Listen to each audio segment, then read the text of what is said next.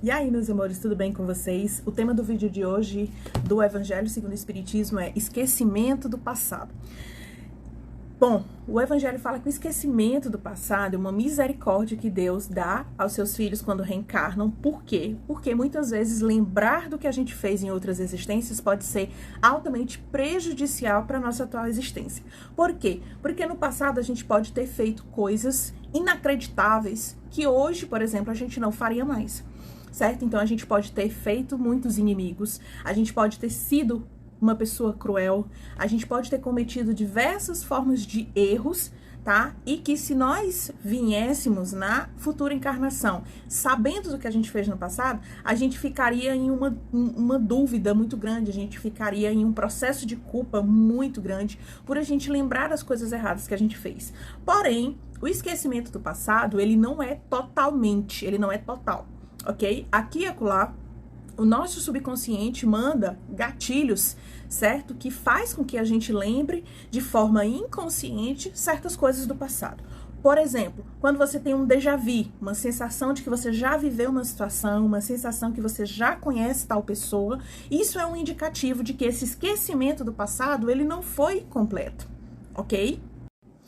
E aí, muitas vezes, você conhece aquela pessoa, mas você não se dá muito bem com ela logo de cara, certo? Então, o que a gente costuma dizer, ai, meu santo não bateu com o de fulano, né? Ou seja, energeticamente, espiritualmente, não rolou afinidade, tá? Com aquela determinada pessoa, né? Uma certa implicância que a gente tem, mesmo a gente mal conhecendo a pessoa. Isso é um indicativo de que esse esquecimento do passado, ele não está tão esquecido assim.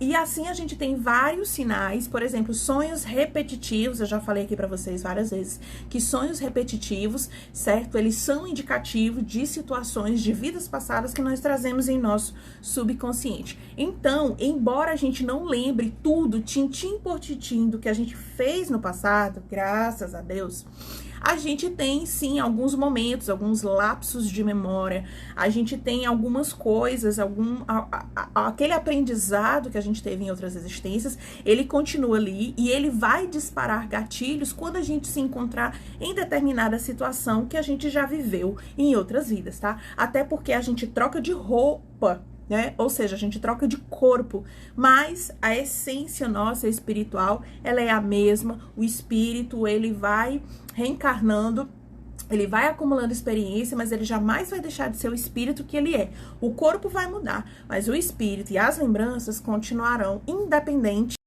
Então, independente de qual encarnação você esteja, aquele aprendizado, aquela memória, aquelas pessoas especiais e incríveis que foram para você no passado, elas estarão com você também na atual existência, mesmo que você não lembre detalhes mínimos da sua encarnação passada, tá? Mas você vai lembrar, sim, de pequenas coisas.